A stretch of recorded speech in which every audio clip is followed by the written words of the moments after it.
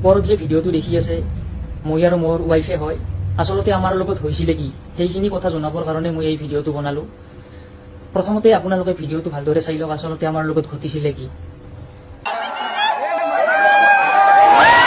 মানে 24 তাৰিখ বুধবাৰ আমি 2টামান বজাত প্ৰায় দুপৰীয়া 2টামান বজাত কামাখ্যা মেইন গেটৰ পৰা মানে খোজ কাঢ়িব আৰম্ভ কৰিছো। প্ৰায় 3 ঘণ্টামান খোজ কঢ়াৰ পিছত মানে ওপৰত ইমান ভিৰ অলপো মানে মানুহ আগবাঢ়িব জাগাই নাই ঠাইয়ে নাই। তাৰপিছত ওপৰৰ পৰা দেখিছো বেডত মানুহ লৈ আহি আছে মানে চেন্সলেছ হৈছে তাত পৰিছে বহুত মানুহ মানে মূৰ ঘূৰাই। তাৰপিছত তেনেকৈ তাত ওপৰত ৰখি আছো। অলপ দূৰ আগবাঢ়ি যোৱাৰ পিছত মানে ৱাইফৰো মাথাটো ঘূৰালে তেওঁ পৰি গ'ল মানে বেহুচ হৈ। তাৰপিছত মই মূৰত অলপমান পানী ঢালি দিলো। তাৰপিছত আৰু মানে ৱাইফক ওপৰত লৈ যোৱাৰ মানে মই সাহস কৰা নাই যে আৰু হ'ব পাৰে বুলি তেনেকুৱা। তাৰপিছত তাত তেনেকৈ ৰখি প্ৰায় 11টামান বাজিলে। কাষত বহুত মানুহ মানে ফেনৰ তলত বহি আছে পৰি আছে বহুত মানে কোনো উঠিব নোৱাৰেয়ে। ওপৰত যাব সাহস কৰা নাই ঘূৰি আহিব সাহস কৰা নাই। তাৰপিছত তেনেকৈ ৰখি থাকিলো তাত। ৱালখনৰ ওপৰেদি মানে বহুত মানুহ অহা যোৱা কৰি আছিলে। ভাবিলো তালৈকে কিবাকৈ যাব পাৰিলে হয়তো পিছলৈ ঘূৰি আহিব পাৰিম। তাৰপিছত মানুহৰ কাষেৰে কিবাকৈ মানে ৱালত উঠিলো ষ্টেপেদি। তাৰপিছত সেইটো চাইডেদি যাব আৰম্ভ কৰিলো। অলপমান যোৱাৰ পিছতে তলৰ মানুহবিলাকে চিঞৰ বাখৰ কৰিছে আৰু লগতে পানীৰ বটল মাৰিছে। আপোনালোকে ভিডিঅ'ত দেখিছে মাত্ৰ এটা পানীৰ বটল মানে মাথাত পৰিছে। এটা মানুহে মাৰা নাই বহুত মানুহে পানীৰ বটল মাৰিছে যিটো ভিডিঅ'ত মানে উঠা নাই। বহুত মানুহে এনেকুৱা এটা মানুহ নাই যোন মানুহে মানে চিঞৰ বাখৰ কৰা নাই। লগতে পানীৰ বটল দলিয়াইছে। কি ক'ম আৰু ইয়াতে ক'ব লগা একো ভাষা নাই। তাৰপিছত তেনেকৈ ওপৰে দিয়ে মানে ৱাইফেটো কান্দিলে আহিব পৰাই নাই। এনে অলৰেডি তেওঁ মানে চেন্সলেছ হৈ আছিলে আৰু যদি পানীৰ বটল তাতে মাথাত পৰাৰ পিছত তেওঁ যদি আৰু তলত পৰিলে হয় তেতিয়াহ'লে ৰিস্ক কোনে ল'লে হয়। আৰু লগতে এটা কথা আপোনালোকক জনাও যে মোৰ বা ৱাইফৰ তাতে দোষ কি। যদিহে মানে আমি তলৰ পৰা ওপৰলৈকে মানুহক ঠেলা হেঁচা কৰি যদি ওপৰলৈ দৰ্শন কৰিবলৈ চেষ্টা কৰিলো হয় মাক দৰ্শন কৰিবলৈ যদি গলো হয় তেতিয়াহ'লে আমাৰ ভুল হলে হয়। কিন্তুতো আমি কাকো একো ডিষ্টাৰ্ব নকৰাকৈ আমিতো তল পিনেহে নামি আহিছো। ইয়াত আমাৰ ভুল কি আপোনালোকে জনাবচোন। নাৰী এটাক অপমান কৰি মা কামাখ্যাক দৰ্শন কৰিব গৈছে তাতে পুণ্য কৰিব গৈছে কি আশ্চৰ্যজনক কথা নহয়নে। আৰু এটা কথা যে অসমখনৰ পৰিচয় কেনেকৈ দাঙি ধৰিব এইবিলাক মানুহে। অলৰেডিতো বহুত জঘন্য কাৰ্য হৈ থাকে এইখন অসমত কিন্তু কালি নিজৰ লগত হোৱাতে গম পালো যে একো নভবাকৈ কি হ'ব পাৰে মানুহ এটাৰ লগত। বিশ্বাস কৰিব নোৱাৰা কথা। এতিয়া আপোনালোকে বহুত চাপৰ্ট কৰিছে যে কমেণ্টত কৈছে যে তোমালোকৰ একো ভুল নাই। হয় সেইটো নিজেও মনত ৰাখি থৈছো যে একো ভুল নাই কিন্তু মানুহবিলাকৰ মেণ্টেলিটি চাওক কেনেকুৱা কাৰ্য কৰিব পাৰে। কিন্তু এতিয়া ইয়াৰে ওপৰত কিবা জাষ্টিচ পামনে আমি এইটোৱে আপোনালোকলৈ প্ৰশ্ন আছিলে। বেলেগ একো ক'ব লগা নাই। ধন্যবাদ। কাপোৰ কানি নিপিন্ধাকে লেঙেঠা হৈ আহিলেহে মা কামাখ্যা সন্তুষ্ট হয় নি? নে সাজ সজ্জাই গলো ভক্তিভাৱে গলে মা কামাখ্যা সন্তুষ্ট হব? নে এইবিলাক দিখাবা কৰিবলৈ আহিছে নে অপশক্তিয়ে অসমত অসমীয়াৰ মাজত বাস কৰিবলৈ আহিছে? গতিকে এইবিলাক বৰ প্ৰশ্নবোধক হৈ গৈছে। গতিকে মানুহ কেতিয়াও ভগৱান হ'ব নোৱাৰে, মনুষ্য কেতিয়াও ভগৱান সেইটো হ'ব নোৱাৰে, সেইটো অসম্ভৱ। আমি কাৰোবাক ভাল পাই গুৰু আসন দিব পাৰোঁ বা কাৰোবাক সন্মান কৰিব পাৰোঁ, কাৰোবাক ভক্তিহে কৰিব পাৰোঁ। এই লেঙেঠা লেঙেঠি কাপোৰ চাপোৰ নিপিন্ধাকে ইয়াত লিলিমাই কৰিবলৈ অহা দেখি অসমীয়া জাতি আৰু অসমীয়া কৃষ্টি সংস্কৃতি আৰু আমাৰ অসমীয়া সাজপাৰক অপমান কৰিবলৈ অহা নিচিনাহে লাগিছে। হয়নে নহয় এটা মন্তব্য দিবচোন। ঈশ্বৰৰ ভক্তি ভগৱন্ত ভক্তি যদি অন্তৰত লৈ ঘৰতো ভগৱন্তক প্ৰাৰ্থনা কৰে তেতিয়াও ঈশ্বৰ প্ৰসন্ন হয়। গতিকে কাৰোবাৰ আৰ্থিকভাৱে দুৰ্বল কোনোবাই কৈলাশলৈ যাব নোৱাৰে, ঘৰতেই পূজা পাতল কৰিছে। কিন্তু এনেকে কাপোৰ কানি নিপিন্ধাকে লেঙেঠা হৈ পেলানি অহাটো বৰ যুক্তিসংগত হৈছেনে নহয় আপোনালোকে এটা মন্তব্য কৰিব। এনেকুৱা গতিকে ভক্তিভাৱে আহিছে, আমি সকলোৱে মৰম চেনেহ কৰি দূৰ দূৰণিৰ পৰা আহিছে, তেখেতলোকক পাৰিলে পানী এগিলাচ চাহ অকণমান খোৱা ব্যৱস্থা কৰক। কিন্তু কাপোৰ কানি নিপিন্ধাকে মহিলাসকলো তাত গৈছে, ভক্তসকলো গৈছে। ইয়াত এইবিলাক ভেকু ভাওনা দেখুৱাবলৈ আহি একো লাভ নাই। ঈশ্বৰৰ ভক্তি মোৰো 40 বছৰ পাৰ হ'ল। গতিকে ভক্তি অন্তৰৰ পৰা কৰিলে ভগৱন্ত সন্তুষ্ট হ'ব। কাপোৰ কানি খুলি লেঙেঠা হৈ আহিলে মা কামাখ্যা কেতিয়াও সন্তুষ্ট হয় বুলি মই নাভাবোঁ। কাৰণ মা কামাখ্যা মন্দিৰলৈ আমাৰ পৰিয়ালটো গৈ আহিছোঁ, ভক্তিভাৱে তেখেতক সেৱা জনাই আহিছোঁ, একো অসুবিধা পোৱা নাই, মৰম চেনেহ কৰিছে, পূজাৰীয়ে ধুনীয়াকৈ কৰি থৈ আহিছোঁ। এইবিলাক উলংগ ৰূপ দেখুৱাই আহি নাটকবাজি কৰিবলৈ আহি আমাৰ অসমীয়া জাতিটোক উপলিঙা কৰিবলৈ অহা নিচিনাহে লাগিছে। কাৰ স্বত্ব চাই তেনেকুৱা এটা অৱস্থা হৈছে সকলোৱে এটা মন্তব্য কৰিব। নমস্কাৰ প্ৰিয় বন্ধু বান্ধৱীসকল। এইবাৰ ভাৰতীয় যি পাছপোৰ্ট সেই পাছপোৰ্টটো বোলে ভাৰতীয় নাগৰিকৰ প্ৰমাণপত্ৰ হ'ব নোৱাৰে। আগতেও আমি এখন চৰকাৰে কোৱা শুনিলোঁ যে যি ভোটাৰ ID সিও ভাৰতীয় নাগৰিকত্ব প্ৰমাণ নকৰে, যি পান কাৰ্ড বা আধাৰ কাৰ্ড সিও ভাৰতীয় নাগৰিকত্ব প্ৰমাণ নকৰে। তেতিয়াহ'লে ভাৰতীয় নাগৰিকত্ব বুলি প্ৰমাণ কৰিবৰ কাৰণে আমাৰ হাতত কি থাকিব লাগিব? আমি দেখিছোঁ যে এই চৰকাৰখনে যিবোৰ মূল সমস্যা উঠি অহা যুৱ প্ৰজন্মক লৈ বা দেশৰ নাগৰিকসকলৰ মাজত, সেই সমস্যাবোৰ সমাধান কৰাৰ বিপৰীতে তেওঁলোকে আচলতে নতুন নতুন কিছু সমস্যাৰ উদ্ভাৱনহে কৰা আমি আচলতে দেখা পাইছোঁ।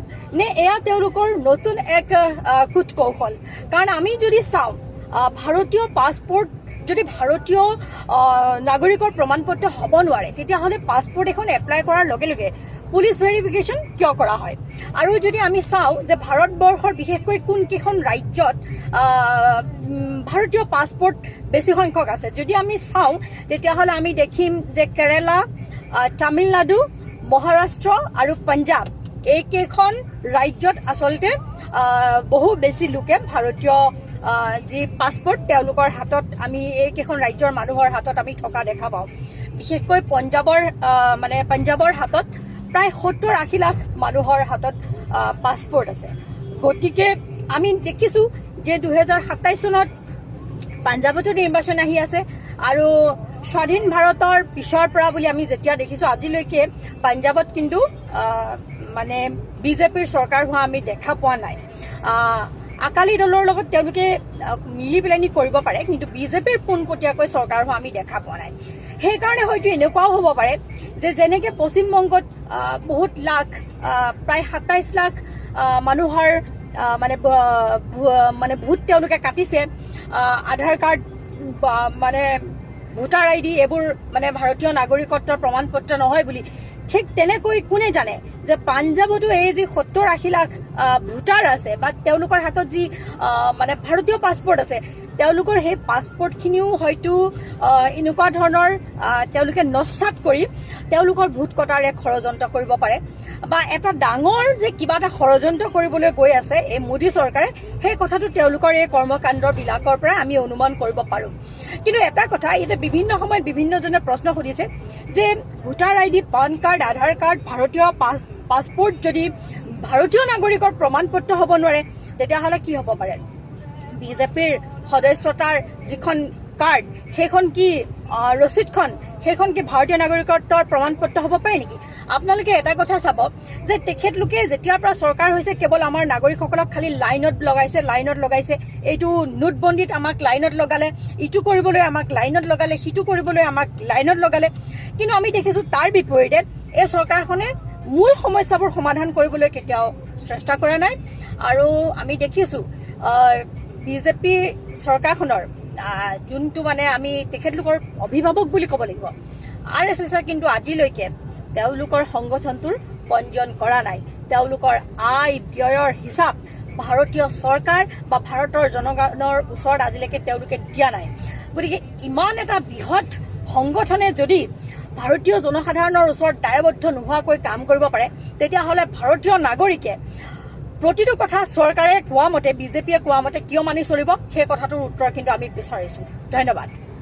নমস্কাৰ, মই মনালিছা গগৈ। দেশত গণতান্ত্ৰিক চৰকাৰ এখন আমি কিয় নিৰ্বাচিত কৰোঁ? কিয় এখন চৰকাৰৰ মুৰব্বী আমাক লাগে? কিয় আমাক এগৰাকী প্ৰধানমন্ত্ৰী লাগে? আৰু যিগৰাকী প্ৰধানমন্ত্ৰী হয় তেওঁ কিয় দক্ষ হোৱাটো আমি বিচাৰোঁ? এইকেইটা প্ৰশ্নৰ যদি উত্তৰ আমি বিচাৰোঁ, তেনেহ'লে বিগত 12 বছৰ প্ৰধানমন্ত্ৰী পদত অধিষ্ঠিত হৈ থকা নৰেন্দ্ৰ মোদীৰ পৰা আমি এইকেইটাৰ উত্তৰ পাইছোনে? বিগত তিনিটা কাৰ্যকাল দুটা কাৰ্যকাল সম্পূৰ্ণ কৰিলে আৰু বৰ্তমান তৃতীয়টো কাৰ্যকাল চলি আছে। এই যে ইয়াৰ আগৰ দুবাৰ তেওঁ যেনেধৰণে নিৰ্বাচিত হৈ আহিল, তৃতীয়বাৰ আসন তুলনামূলকভাৱে কম পালে বিজেপিয়ে। আগতে 303খন আসন পোৱা বিজেপি আহি 240খনত সীমাবদ্ধ হ'ল। তথাপিতো আমি এটা কথা ক'ব লাগিব যে সেইজন ব্যক্তিক আমি যোগ্য বুলি ভবাৰ কাৰণেহে আচলতে তেওঁ তৃতীয়বাৰৰ কাৰণে প্ৰধানমন্ত্ৰী পদত অধিষ্ঠিত হ'ল। সেয়া লাগিলে NDAৰ আন দলৰ সমৰ্থন লৈয়ে হওক বা আন কিবা কাৰণতে হওক, তেওঁক আমি প্ৰধানমন্ত্ৰী হোৱাটো বিচাৰিছিলোঁ। আপুনি মই সকলোৱে বিচৰাৰ কাৰণে তেওঁ তৃতীয়বাৰৰ কাৰণে প্ৰধানমন্ত্ৰী হ'ল। প্ৰধানমন্ত্ৰী নৰেন্দ্ৰ মোদীৰ কথা নকলোৱেই বা যিটো দলক তেওঁ প্ৰতিনিধিত্ব কৰে বিজেপি দল, সেই বিজেপি দলক আমি বিভিন্ন ৰাজ্যত আচলতে শাসনত অহাটো বিচাৰোঁ, যিটো কাৰণে প্ৰতিখন ৰাজ্যতে 2বাৰৰ পৰা 3বাৰ, অসমতো 3য়বাৰৰ কাৰণে বিজেপি চৰকাৰ আহিল। কিন্তু এতিয়া আমাৰ প্ৰশ্নটো হ'ল, যিটো মই প্ৰথমতেই কৰিছিলোঁ, যে গণতান্ত্ৰিক দেশ এখনত আমি যিখিনি আমাৰ অধিকাৰ, আমাৰ যিখিনি প্ৰশ্ন থাকে, আমাৰ যেতিয়া সমস্যা হয়, তেতিয়া সেইসকল প্ৰধানমন্ত্ৰী বা তেওঁৰ নেতৃত্বাধীন চৰকাৰখনৰ পৰা আমি উত্তৰ বিচাৰোঁ। কিন্তু সেই অনুসৰি আমি উত্তৰ পাওঁনে?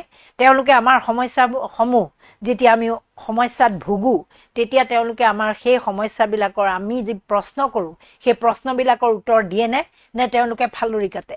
যদি তেওঁলোকে দায়িত্ববাহী লোক হৈ তেওঁলোকে আমাক নেতৃত্ব দিয়াৰ পাছত, দেশৰ কোটি কোটি জনতাক নেতৃত্ব দিয়াৰ পাছত সেই বিষয়বোৰৰ পৰা ফালৰি কাটে, তেওঁলোকে উত্তৰ দিবলৈ যদি হুহুকা পিছলা কৰে, তেনেহ'লে আমি এটা কথাই বুজিব লাগিব, দেশত সুশাসন চলা নাই।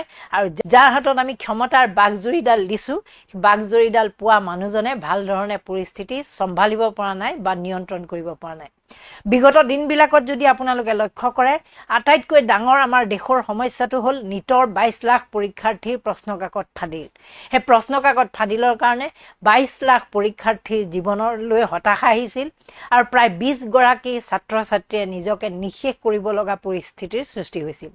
শেহতীয়াকৈ যোৱা 21 জুনৰ দিনাখন পুনৰ পৰীক্ষা অনুষ্ঠিত হ'ল যদিও মানুহৰ মাজত, অভিভাৱকৰ মাজত বিশ্বাসটো হেৰাই গ'ল, ছাত্ৰ ছাত্ৰীসকল মানসিকভাৱে ভাগি গ'ল, হাৰাশাস্তিৰ সন্মুখীন হ'ল। আৰু তাৰ বিৰুদ্ধে তেওঁলোকৰ কাৰণে ন্যায় বিচাৰি কক্ৰোচ জনতা পাৰ্টি নামৰ এটা মঞ্চই এতিয়াও প্ৰতিবাদী কাৰ্যসূচী হাতত লৈ আছে।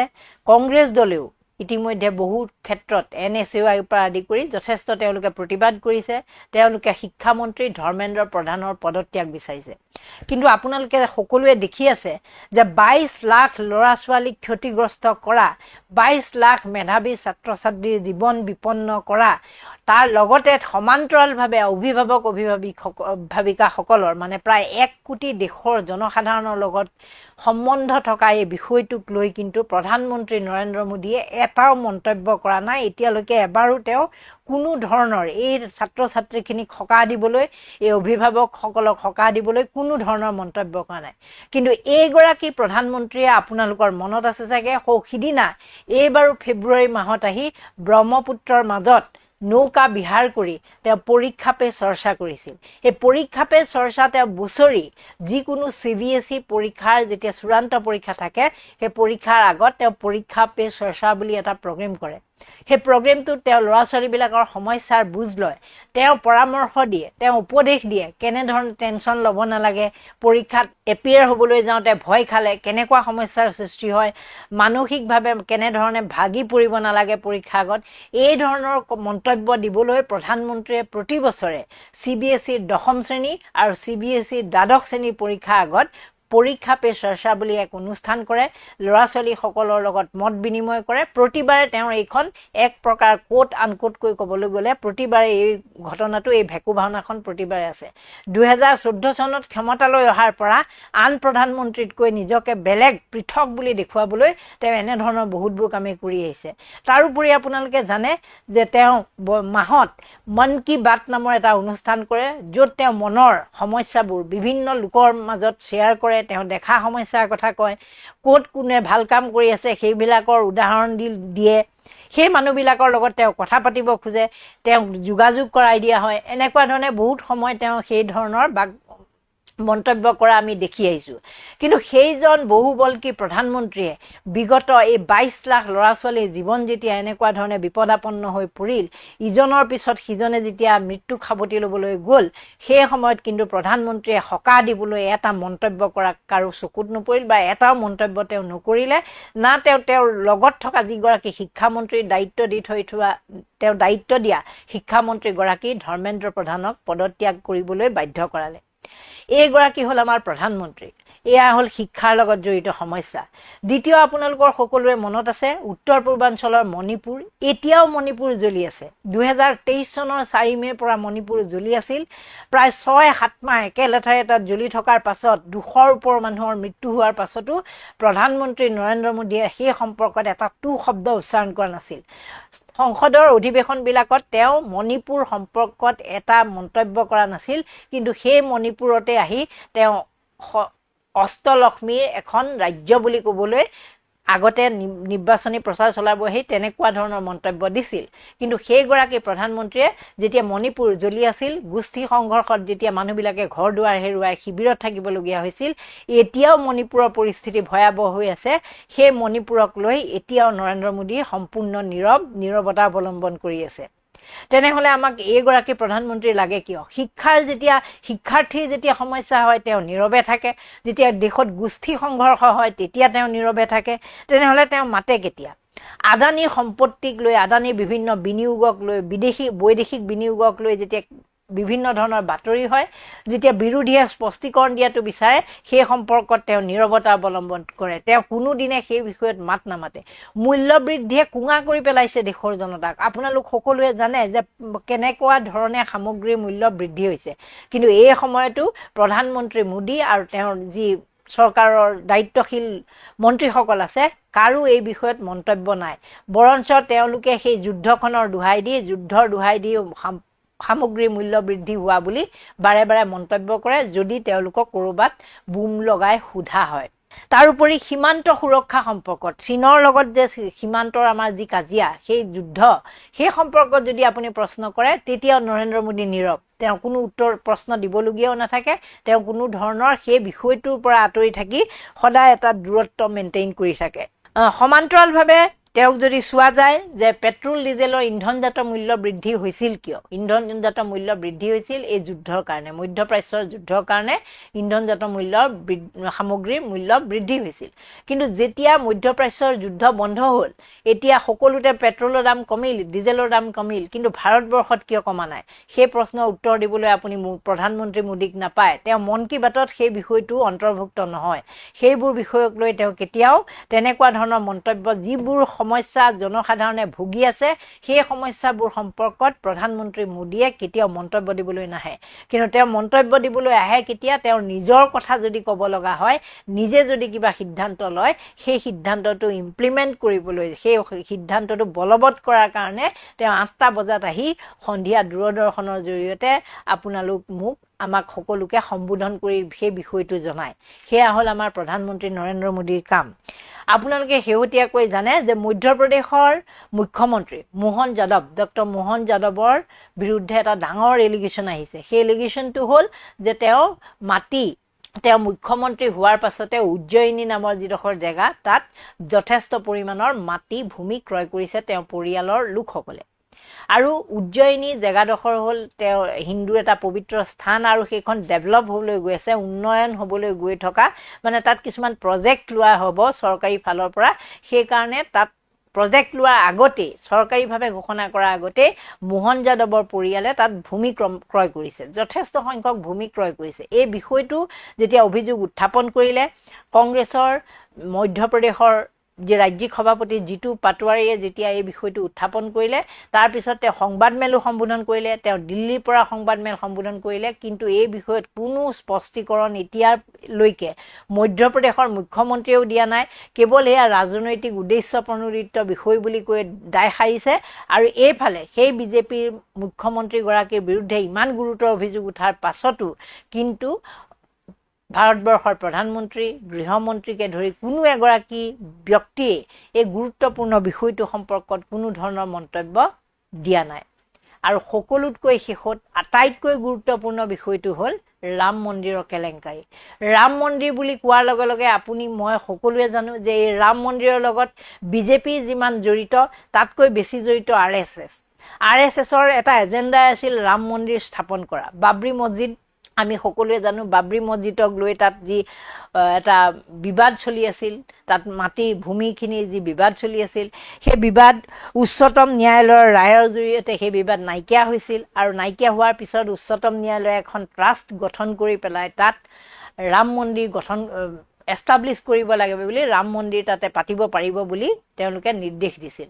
সেই নিৰ্দেশৰ পাছতে তাত 2020 চনৰ 5 আগষ্টৰ দিনাখন ভূমি পূজন হৈছিল। সেই ভূমি পূজনৰ দিনাখন প্ৰধানমন্ত্ৰী নৰেন্দ্ৰ মোদী আৰু RSS প্ৰধান মোহন ভগৱত তাত উপস্থিত হৈছিল।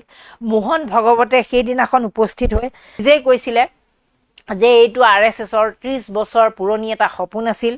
মধুকৰ দত্তাত্ৰেয় দেউৰছ তেওঁ আছিলে RSSৰ তৃতীয়গৰাকী প্ৰধান।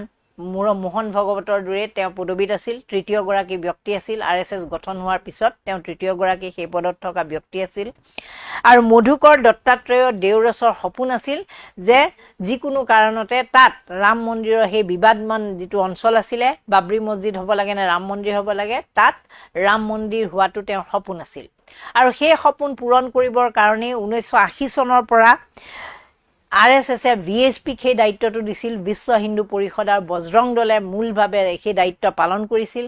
তেওঁলোকে কৰ সেৱকৰ সৃষ্টি কৰিছিল। আপোনালোকৰ সকলোৰে চাগে মনত আছে 90 দশকত খুব এটা সঘনাই উচ্চাৰিত শব্দ আছিল কৰ সেৱক। কৰ সেৱকসকল হ'ল সেইসকল ব্যক্তি যিসকলে স্ব ইচ্ছাই সেৱা আগবঢ়ায়। সেৱাটো কিহত আগবঢ়ায় যে অযোধ্যাত ৰাম মন্দিৰ হ'ব লাগে, তাৰ কাৰণে তেওঁলোকে জনতাৰ মাজত সজাগতা সৃষ্টি কৰে, জনতাৰ সমৰ্থন আদায় কৰিবলৈ চেষ্টা কৰে, আন্দোলন কৰে, যি কৰিব লাগে, যেনেকুৱা ধৰণৰ কাৰ্যসূচী ল'ব লাগে সেই অযোধ্যাৰ কৰ সেৱকসকলে তেনেকুৱা ধৰণৰ কাৰ্যসূচী গ্ৰহণ কৰি আহিছিল। সেই তেতিয়াৰ পৰা 80 দশকৰ পৰাই এই লোকসকল বিশ্ব হিন্দু পৰিষদ আৰু বজৰং দলৰ বিশ্ব হিন্দু পৰিষদ আৰু বজৰং দল হ'ল কি আমি সকলোৱে জানো যে RSSৰে তেওঁলোক ভাতৃ ভগ্নী এনেকুৱা সংগঠনৰ এটা অন্তৰ্ভুক্ত তেওঁলোক। আৰু বিজেপিৰ যি অভিভাৱক সংগঠন তেওঁলোকে হ'ল RSS। গতিকে বিজেপি ক্ষমতালৈ অহাৰ পাছত এই কথাটো RSSৰ কাৰণে সহজ হৈ পৰিল। তাত ৰাম মন্দিৰ পাতিবৰ কাৰণে লালকৃষ্ণ আদৱানীয়ে ৰথযাত্ৰা উলিয়াইছিল। আপোনালোক সকলোৱে জানে সমগ্ৰ ভাৰতবৰ্ষত ৰথযাত্ৰা ওলাইছিল 1990 চনত। কৰ সেৱকসকলে অযোধ্যাত গৈ বাহৰ পাতি আছিলে। সেই পৰিৱেশৰ কথাও যিসকলে সেই সময়ত খুব বাতৰি খবৰ ৰাখিছিল তেওঁলোকে জানে যে কৰ সেৱকসকল তাত আছিল। আৰু সেই সময়ত মুলায়ম সিঙৰ চৰকাৰ আছিল, মুলায়ম সিং যাদৱৰ চৰকাৰ আছিল। আৰু কৰ সেৱকৰ সেই সময়ত খুব অত্যাচাৰ হৈছিল। অত্যাচাৰ মানে এনেকুৱা এটা পৰিৱেশৰ সৃষ্টি হৈছিল, সংঘৰ্ষ হৈছিল। সংঘৰ্ষত তেওঁলোকে প্ৰাণো হেৰুৱাব লগা হৈছিল। কৰ সেৱকসকলে তেওঁলোকৰ নিজৰ অৱদান আছে, শ্বহীদ হৈ পৰাৰ দৰে এটা অৱদান আছে তেওঁলোকৰ। ৰাম মন্দিৰ প্ৰতিষ্ঠাৰ নামত তেওঁলোকে জীৱন উৎসৰ্গা কৰিছিল। সেই ৰাম মন্দিৰ পাছত প্ৰতিষ্ঠা হ'ল। ইতিমধ্যে মই আপোনালোকক কৈছোঁৱেই যে 1992 চনৰ 6 ডিচেম্বৰত তাত বাবৰি মছজিদৰ যি আছিল সেই বাবৰি মছজিদৰ ভাঙি তাত আঁতৰাই দিয়া হৈছিল। তাৰ পিছতে 1989 চনত, তাৰ আগতে 1989 চনৰ 9 নৱেম্বৰত তাত শিলান্যাস কৰিছিল বিশ্ব হিন্দু পৰিষদে। 92 চনত সেই বাবৰি মছজিদৰ যি তাত আছিল স্থানটো সেইটো কেনেধৰণে কিবা ভাঙি চিঙি পেলোৱা হৈছিল এনেকুৱা ধৰণৰ খবৰবোৰ আপোনালোক সকলোৱে জানে। তাৰ পিছৰ পৰ্যায়ত তাত ৰাম মন্দিৰ তীৰ্থক্ষেত্ৰ ন্যাস বনাই দিয়া হৈছিল উচ্চতম ন্যায়ালয়ৰ ৰায়ৰ পাছত। আৰু সেই যে 5 আগষ্ট 2020ত ভূমি পূজন হ'ল, তাৰ পিছত সেইখিনি একদম সম্পূৰ্ণ হ'লগৈ। 2024 চনৰ 22 জানুৱাৰীত সেয়া সম্পূৰ্ণ হ'ল। লোকসভাৰ নিৰ্বাচনৰ আগে আগে তাত ৰাম মন্দিৰৰ কাম সম্পূৰ্ণ পূৰা সম্পূৰ্ণ হোৱা নাছিল যদিও তাত ৰামলালাক বহাব পৰা অৱস্থা এটালৈ গৈছিল। আৰু মন্দিৰৰ যি পূজন পূজা কৰা পৰ্বটো তেতিয়া আৰম্ভ কৰিব পৰা পৰ্যায়লৈ এটা গৈছিলগৈ। আৰু কিন্তু সেই সময়তে বহুকেইগৰাকী হিন্দু যি গুৰু আছে, ধৰ্মগুৰু, তেওঁলোকে বিৰোধিতা কৰিছিল। কাৰণ সেই মন্দিৰটো সম্পূৰ্ণ একেবাৰে হোৱা নাছিল। একেবাৰে সম্পূৰ্ণ নোহোৱা মন্দিৰত আচলতে পূজা পাতল আৰম্ভ কৰিব নাপায়, গতিকে বিৰোধিতা কৰিছিল বহুতে। কিন্তু তেওঁলোকে মানি লোৱা নাছিল। আৰু তাৰ তেনেধৰণে ৰাম মন্দিৰৰ কাম কাজ আৰম্ভ কৰা হৈছিল নিৰ্বাচনৰ আগে আগে, লোকসভা নিৰ্বাচনৰ আগে আগে। ইয়াৰ কাৰণটোৱে আছিল যে 2024 চনৰ এপ্ৰিল মে' মাহত লোকসভাৰ নিৰ্বাচন অনুষ্ঠিত হ'ব। বিজেপিৰ অন্যতম এজেণ্ডা আছিল ৰাম মন্দিৰৰ ৰাম মন্দিৰ প্ৰতিষ্ঠা কৰা। গতিকে ৰাম মন্দিৰত প্ৰাণ প্ৰতিষ্ঠা কৰি তেওঁলোকে পূজাৰ কামবোৰ পিছত যি হৈ দেখা যাব, কিন্তু প্ৰাণ প্ৰতিষ্ঠা কৰি তেওঁলোকে সেই কাৰ্য আৰম্ভ কৰিছিল, শুভাৰম্ভ কৰিছিল নিৰ্বাচনৰ আগতে। আৰু সেই ইছ্যুটোৰে তেওঁলোকে সমগ্ৰ ভাৰতত প্ৰচাৰ চলাইছিল যে আমি যিটো কাম কৰিছিলোঁ, আমাৰ আটাইতকৈ যিটো গুৰুত্বপূৰ্ণ ইছ্যু আছিল ৰাম মন্দিৰ প্ৰতিষ্ঠা কৰা, আমি ৰাম মন্দিৰ প্ৰতিষ্ঠা কৰিলোঁ, ইতিমধ্যে প্ৰাণ প্ৰতিষ্ঠা হৈ গ'ল, এই ধৰণে কৈ তেওঁলোকে সনাতনী হিন্দুসকলৰ পৰা সমৰ্থন বিচাৰিছিল। আৰু বিগত দিনবিলাকত সেই লোকসভা নিৰ্বাচনত যদিও তেওঁলোকে আগৰ তুলনাত যথেষ্ট কম আসন লাভ কৰিলে, 240খনলৈ আহিল, কাৰণ বহুতো সচেতন মানুহে তেওঁলোকৰ এই কথাবোৰৰ বেয়া পালে যে মন্দিৰটো সম্পূৰ্ণ নহওঁতেই কেৱল ভোটৰ আশাত, জনতাৰ সমৰ্থন লাভৰ আশাত তেওঁলোকে অৰ্ধনিৰ্মিত মন্দিৰতে সেই প্ৰাণ প্ৰতিষ্ঠা কৰা কথাটোত বহুতে বিৰোধিতা কৰিছিল। আৰু সেই বিৰোধিতা কৰা কাৰ্যৰ কাৰণে আচলতে কিছু পৰিমাণে তেওঁলোকৰ ভোট কমিল। বিশেষকৈ উত্তৰ প্ৰদেশ, যিখন ৰাজ্যত ৰাম মন্দিৰ তেওঁলোকে অযোধ্যাত এষ্টাব্লিছ কৰিলে, য'ত প্ৰতিষ্ঠা কৰিলে, তাতেই তেওঁলোকৰ আসন কমি গ'ল। আনকি যিখন উত্তৰ প্ৰদেশৰ অযোধ্যাৰ ৰাম মন্দিৰ য'ত এষ্টাব্লিছ হ'ল, য'ত প্ৰতিষ্ঠা হ'ল, তাত সমাজবাদী প্ৰাৰ্থীহে জয়ী হ'ল। তেওঁলোকৰ যি প্ৰাৰ্থী আছিল বিজেপিৰ প্ৰাৰ্থী, তাত পৰাজিত হ'ল। গতিকে বিগত দিনবিলাকত আমি যদি দেখোঁ, RSS আৰু বিজেপিৰ যথেষ্ট ইয়াৰ লগত জড়িত, ৰাম মন্দিৰৰ বিষয়টোৰ লগত, ৰাম মন্দিৰৰ প্ৰতিষ্ঠা কালৰ পৰা দাবী তোলাৰ পৰা প্ৰতিষ্ঠা শেষ হোৱাৰ পাছত যি কাৰ্য চলি আছে, সেই সকলোবোৰৰ লগত ৰাম মন্দিৰ জড়িত হৈ আছে। ৰাম মন্দিৰৰ লগত RSS জড়িত হৈ আছে। আনকি মোহন ভগৱতে নিজেও কেইবাবাৰো এই কথাটো উল্লেখ কৰিছে যে বিগত 30 বছৰৰ সপোন, RSSৰ যি সপোন দেখিছিল RSSে, সেই সপোন তেওঁলোকে পূৰা কৰা, বিজেপি চৰকাৰে পূৰা কৰিব পাৰিলে, তেওঁলোকে পূৰা কৰিব পাৰিলে, ভাৰতবাসীৰ সপোন পূৰণ হ'ল। এই ধৰণৰ মন্তব্য তেওঁ বিগত দিনবিলাকত কৰি আহিছে।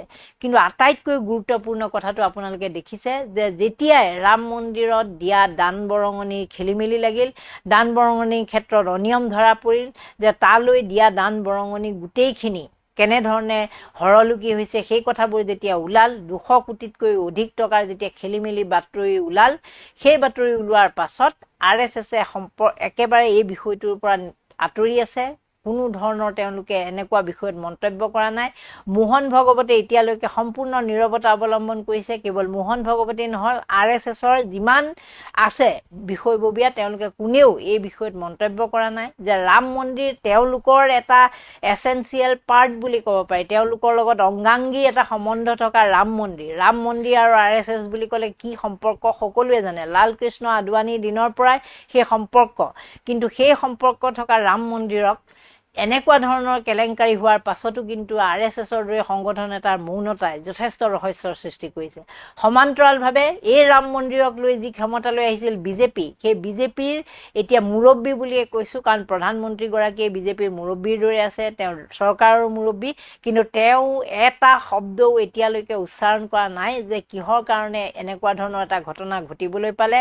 ৰাম মন্দিৰৰ যি ট্ৰাষ্ট, সেই ট্ৰাষ্টটো তেওঁৱেই গঠন কৰি দিছিল। সেই ট্ৰাষ্টতনো ইমান এনেকুৱা ধৰণৰ ব্যক্তি আছিল নে দুৰ্নীতিগ্ৰস্ত, যিয়ে এনেকুৱা এটা পৰিৱেশৰ সৃষ্টি কৰিলে? এনেকুৱা ধৰণৰ কিছুমান প্ৰশ্নৰ উত্তৰ এতিয়া সকলো দেশবাসীয়ে বিচাৰি আছে, কিন্তু প্ৰধানমন্ত্ৰী মোদীৰ ফালৰ পৰাও কোনো উত্তৰ নাই, আৰু মোহন ভগৱতৰ ফালৰ পৰাও কোনো ধৰণৰ উত্তৰ নাই। ৰাজনৈতিকভাৱে RSSে বিজেপিক সমৰ্থন দি আহিছে, আমি সেই কথা সকলোৱে জানো। যদিও তেওঁলোকে নিজকে কয় সামাজিক আৰু সাংস্কৃতিক সংগঠন এটা বুলি কয়, তেওঁলোকে দেশৰ উন্নয়নৰ কাৰণে কাম কৰে, দেশৰ সংস্কৃতি ৰক্ষাৰ কাৰণে কাম কৰে, হিন্দু আৰু হিন্দুত্বৰ সুৰক্ষাৰ কাৰণে কাম কৰে, কিন্তু বিজেপিৰ অভিভাৱক সংগঠন হিচাপে RSSে বিগত দিনবিলাকত কোন প্ৰধানমন্ত্ৰী হ'ব লাগে, কোন মুখ্যমন্ত্ৰী হ'ব লাগে, কাক বিজেপিৰ সভাপতি পাতিব লাগে, এই সিদ্ধান্তবোৰ ঠিকেই লয়। কিন্তু যেতিয়াই দেখিলে যে উত্তৰ প্ৰদেশ, য'ত তেওঁলোকৰ যোগী আদিত্যনাথৰ চৰকাৰ আছে, সেই যোগী আদিত্যনাথৰ চৰকাৰ থকা অযোধ্যাত, যিটো একেবাৰে হিন্দু ধৰ্মৰ প্ৰাণকেন্দ্ৰ বুলি ক'ব পাৰি ৰাম মন্দিৰত এনেকুৱা ধৰণৰ কেলেংকাৰী হোৱাৰ পাছতো চৰকাৰ আৰু RSS দুয়োটাই নীৰৱতা অৱলম্বন কৰিছে। এতিয়া সকলোতকৈ গুৰুত্বপূৰ্ণ কথাটো মই আপোনালোকক ইতিমধ্যে কৈছোৱে যে মণিপুৰৰ গোষ্ঠীগত সংঘৰ্ষ এতিয়াও চলি আছে, এতিয়াও অব্যাহত আছে। তাত তেওঁলোক নীৰৱ, মূল্য বৃদ্ধিৰ সমস্যা তেওঁলোক নীৰৱ, নিটৰ ল'ৰা ছোৱালীবিলাকে ভালকৈ পৰীক্ষা দিব নোৱাৰিলে তেওঁলোকৰ জীৱন 20 জনে হেৰুৱাই দিব লগা পৰিস্থিতিৰ সৃষ্টি হ'ল। দেশত সেইটোক লৈ কেনেকুৱা এটা হাংগামাৰ পৰিৱেশ সৃষ্টি হৈ আছে সেয়া সকলোৱে দেখিছে। তাৰ পিছতো তেওঁলোকৰ মাত নাই। কিন্তু পৰীক্ষা পে চৰ্চা, চাই পে চৰ্চা, মানে নিজৰ মন কি বাত কোৱা, এই সকলোবোৰতে যিগৰাকী প্ৰধানমন্ত্ৰী এক্সপাৰ্ট, যিগৰাকীয়ে তেনেধৰণে মত বিনিময় কৰিবলৈ ভাল পায়, সেইগৰাকী প্ৰধানমন্ত্ৰীয়ে ৰাম মন্দিৰৰ বিষয়টোত নীৰৱতা অৱলম্বন কৰিছে। মোহন যাদৱ মধ্যপ্ৰদেশৰ মুখ্যমন্ত্ৰীৰ বিষয়টোত নীৰৱতা অৱলম্বন কৰিছে, নিটৰ পৰীক্ষাৰ্থীৰ ক্ষেত্ৰত নীৰৱতা অৱলম্বন কৰিছে। তেনেহ'লে এইখন দেশত গণতান্ত্ৰিক চৰকাৰ এখন চলি আছে বুলি ক'ব পাৰিনে? কাৰণ তৃতীয়বাৰৰ বাবে এইগৰাকীক আমি প্ৰধানমন্ত্ৰী পদত অধিষ্ঠিত কৰিছোঁ। জনপ্ৰিয় বুলি কয় সকলোৱে। তেওঁলোকৰ প্ৰতিগৰাকী বিজেপিৰ মানুহৰ মুখত আপোনালোকে শুনিব যে আটাইতকৈ জনপ্ৰিয় প্ৰধানমন্ত্ৰী, এওঁতকৈ জনপ্ৰিয় নাই। নেহেৰুৰ অভিলেখো তেওঁলোক ভংগ কৰিছে। গতিকে তেনেকুৱা এগৰাকী ব্যক্তিৰ দায়িত্ব এতিয়া কি হ'ব লাগিছিল? শিক্ষাৰ্থীৰ জীৱনক লৈ হেতালি খেলা। শিক্ষামন্ত্ৰীক তেওঁ অব্যাহতি দিব পৰা নাই। ৰাম মন্দিৰ, হিন্দু ধৰ্মৰ প্ৰাণকেন্দ্ৰ, সনাতনী সংস্কৃতিৰ প্ৰতীক বুলি কোৱা ৰাম মন্দিৰত ইমান বৃহত্তৰ খেলিমেলি হোৱাৰ পাছত তেওঁ নীৰৱ। গতিকে এইগৰাকী প্ৰধানমন্ত্ৰীয়ে কৰিব লাগিছিল কি, কৰি আছে কি? আপোনালোকে এই বিষয়ে মন্তব্য দিব। নমস্কাৰ, ধন্যবাদ।